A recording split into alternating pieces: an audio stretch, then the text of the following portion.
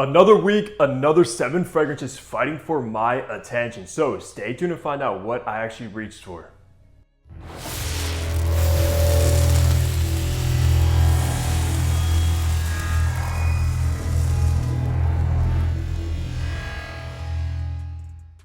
Yo, what's good guys? Hunter here and welcome back to the channel where I upload weekly fragrance content, now basically daily content. So hit the subscribe button down below so you don't miss any future videos like this one. And check me out over on my Instagram page for some more personal content and behind the scenes stuff as well, guys. But today is another weekly fragrance rotation. Glad to see all you guys back here. Hope all you had a fantastic week as well. My week was pretty good. I can't complain. It's finally warming up here where I'm from too, which I'm so hyped for, guys. I'm so sick of the cold weather. But if you are new to this series, I basically run down what fragrance I wear on each day, how many sprays, the kind of weather outside, and of course, if that fragrance got any attention or not. So let's not waste any more time and just get right into Sunday. Sunday happened to be in the mid 70s and sunny outside, and I put out a brand new indie fragrance in my collection that's a coconut base, and it is Mini Spritz Coconut Luxe, which actually made my top 10 indie summer fragrances of 2025, guys. This one is that good and just extremely affordable. I believe these are only around that $25 price tag for a 50 ml, and these are actually at a straight to parfum. So if you're looking for a cheap coconut fragrance, this might be a go-to right here, guys. It kind of does give off that suntan lotion vibe, which I honestly don't really mind, especially if I'm out laying by the pool, into the hot heat, the sun shining. This is very tropical and gives me vacation in a bottle. And guys, like I said, at that price, you really can't go wrong with it. And these are actually sister companies to Authenticity Perfumes, which I've talked about a ton in the past. On Sunday, I don't recall doing it that much, kind of just chilled out. I think I did do 10 sprays of Coconut Luxe, guys. So I would smell like a coconut dream throughout the entire day because this does perform very, very well. Might honestly be my favorite coconut fragrance, especially at the price. And I did get a few others from the Mini Spritz that I haven't really worn yet, but I'm looking forward to because yeah, this one is very good. So that's what I wore for Sunday. Monday was in the high 70s, but kind of cloudy outside, and I put out a brand new summer fragrance from Maison Margiela. This one is Never Ending Summer, guys. This is literally straight up vacation in a bottle, like you're on the Italian coast, the Amalfi Coast, guys. This has this beautiful kind of Aperol Spritz kind of booziness in the top of this, which is very unique. I've never seen Aperol Spritz in any other fragrance in my life. It's this kind of Italian orange cocktail, and it's so freaking good. Very refreshing, very uplifting. There's also this kind of Earl Grey tea in the mid, which kind of gives us this kind of calming aspect too. Probably the best summer fragrance from Maison Margiela that I've tried at least, and I do own a Beach Walk, I own Sailing Day, which are probably the other two most popular for the summer. I think this one overtakes both of those, guys. So if you're looking for a summer fragrance from Maison Margiela, you had to check out the brand new Never Ending Summer. Now, on that day, on Monday, I did do 10 sprays as well with this. Unfortunately, the performance isn't really the best. These are an eau de toilette, which I wish they weren't. They should be at least an eau de parfum, especially at the price tag. I think 100 mils around $165, which is pretty expensive. I'm not even gonna lie, especially for an EDT. But with EDTs, of course, you really get that kind of uplifting, bright, zesty, citrusy opening that you really don't get from like a parfum. It's very effervescent. So who knows, maybe if this was like a parfum, it wouldn't really come across the same. But still, the performance is lackluster. However, still a fantastic scent profile for the summertime. And believe me, there'll be a nice dent in this after the summer's over. So that's what I wore for Monday, is the brand new Never Ending Summer. Tuesday happened to be in the mid 70s and also cloudy outside, and I pulled out a brand new spicy niche fragrance in my collection, and I'm blown away. And it is the Perfumist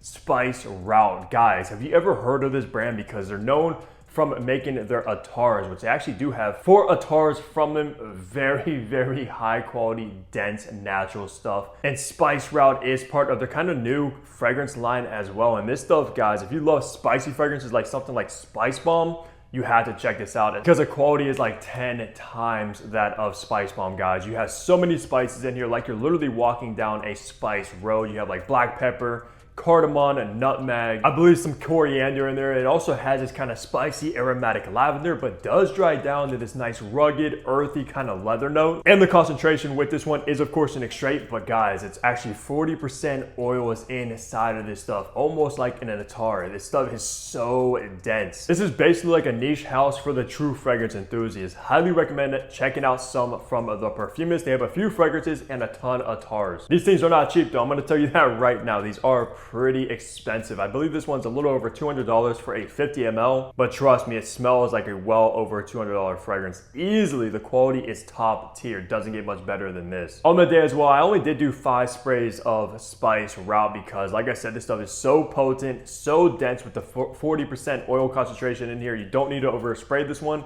especially being this kind of spicy fragrance. It can absolutely become a little bit off-putting for people around you, believe me. Just true fragrance work of art from the perfumist with spice route, guys. And that's why I had to wear this one on Tuesday, and probably will be doing a full review of this beauty very, very soon. Wednesday was in the low 80s and rainy outside, and I put out another brand new fragrance in the collection that's an aquatic one, which I don't have many aquatics. This one is Caress Kaima. If you haven't heard of this brand, this is this Greek brand who's also known for making their skincare, which, by the way, the skincare is excellent. I use it like almost every day. Their body wash is excellent, and now their fragrances are fantastic, especially Kaima. If you love those kind of aquatic, watery, summery fragrances, you had to check this one out because you're gonna get this kind of mandarin lime opening. So juicy, fruity, refreshing, but it does dry down to this kind of spicy, watery, aquatic DNA. And I think it just absolutely works perfect on a hot summer day, especially on a rainy day like it was on Wednesday, because it kind of has that after rain smell to the DNA as well. And I'm honestly surprised I haven't dived into this house earlier because I am partly Greek and this is a Greek brand. And there's not many Greek fragrance brands out there, to be honest with you. And I also think this brand is based out of Athens. On the day, however, I did do 5 sprays of Kaima. I think I went to the gym, which this is a pretty good kind of refreshing gym fragrance, no doubt about it, especially being an EDT. It has that kind of uplifting and bright nature where it's not too dense or potent for like going to the gym. I also think these are pretty affordable, especially for the kind of quality you're getting. So that's what I put out is Kaima for Wednesday. Thursday was in the mid 70s and rainy as well. We've been getting so much rain here, but finally I think the rain is stopping. It's been insane. But I put out another fragrance from Mini Spritz. This one is Fresh Woods, which honestly might be my favorite one from them thus far, guys. I can see this one being the most popular easily because it's so good, it's so crowd pleasing, and the opening with this one is insane, guys. You're gonna get this kind of Granny Smith green, fruity apple, some mandarin, some lime in there as well, just bringing this juicy aspect. It's so green in the opening to kind of match the bottle. You do have some aromatic spicy lavender, and of course it's gonna dry down to this kind of cedar wood base. If you're looking for this kind of signature scent worthy fragrance that's crowd pleasing, it's a very good performer and not gonna break the bank for around 25 bucks.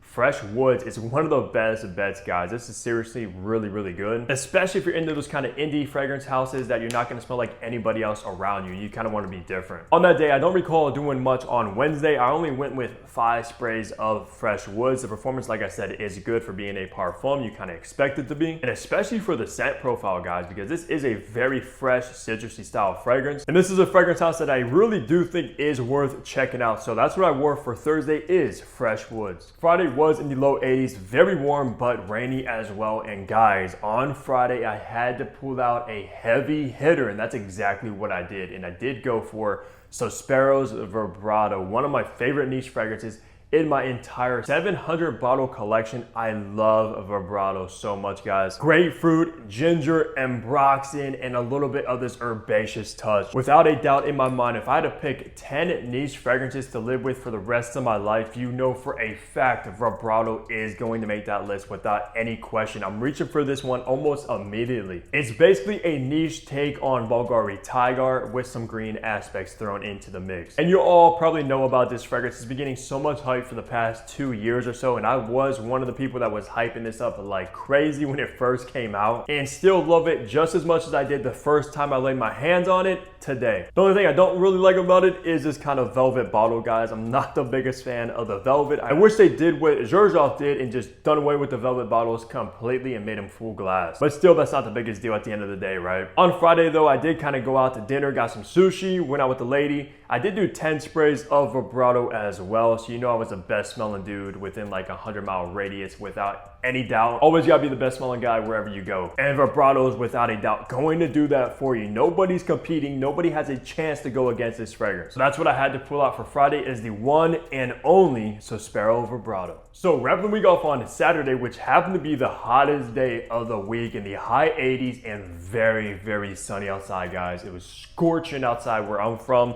And I went with one of my favorite fragrances from Raja Parfums, and it is Elysium Parfum Cologne. This is my baby from Raja, guys.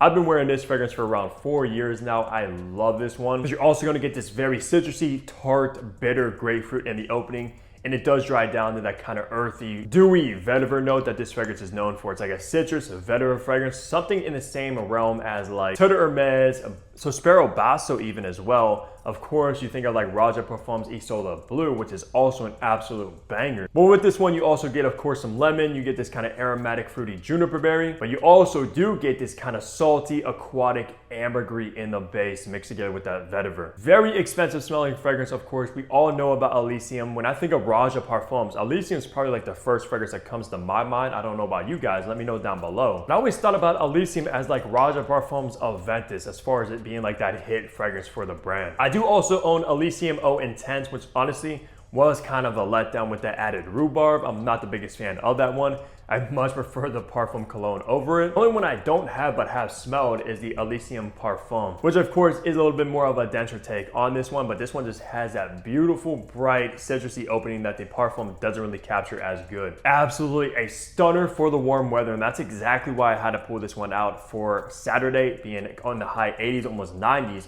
On that day as well, I did do 8 sprays of Elysium. Kind of went out in the evening, got some food, got some drinks, etc., which I think this one shines the best, guys. Like hot evening dates, this is fantastic for. Oh my gosh, the grapefruit opening in this is so freaking good. I love grapefruit, and this has one of the best grapefruits out there. And that's why I had to choose to wear this one to wrap out the week strong is Elysium Parfum Cologne on a Saturday. So guys, that's gonna do it for my weekly fragrance rotation.